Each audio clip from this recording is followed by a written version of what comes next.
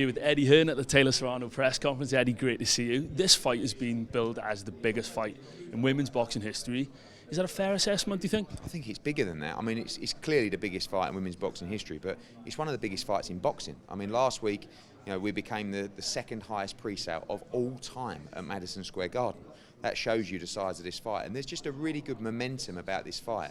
The storyline, the quality of the two fighters. You've got Jake Paul, us, DAZN, you guys, and I think people want to fill the garden up and people want to make history, and I really believe the world will stop to watch this fight on April 30th. Looking forward in terms of legacy, where do you think this fight will rank amongst the biggest and best that you've personally promoted? I think this is right up there because it's a real iconic moment. When we went to the Garden last time with AJ against Ruiz, that was a mad night, and Taylor beat Pursoon that night as well. But this is something that's kind of like against the odds.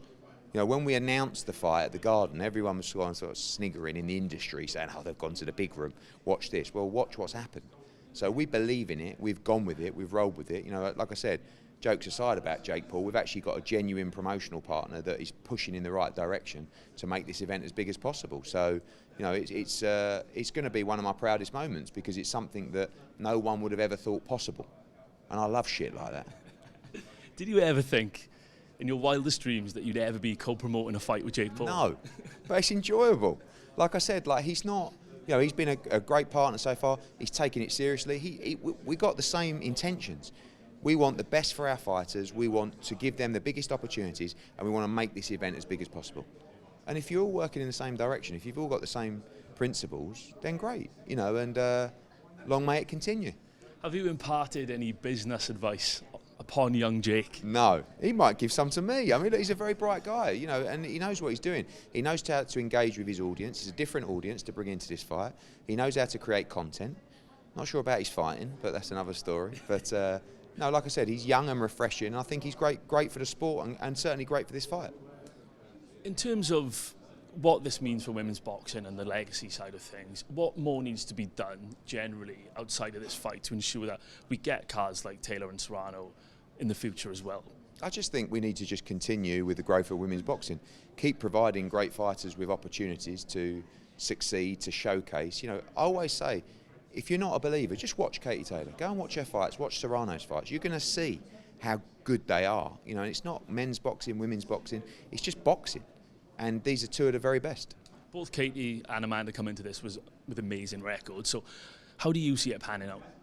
I think it's a 50-50 fight. Serrano's a big puncher. She's very confident. Some will look at Katie's last two performances. She was probably a little bit undermotivated in those. Oh, could she be on the slide? We say no. Great speed, great accuracy. It's just two great fighters coming together. The styles are going to gel. And if you know your boxing, it can only be a classic. And looking forward, Lawrence Okoli's back in action 27th. How do you rate his chances of defending his title? It's a really tough fight against Cislak. He's an elite cruiserweight.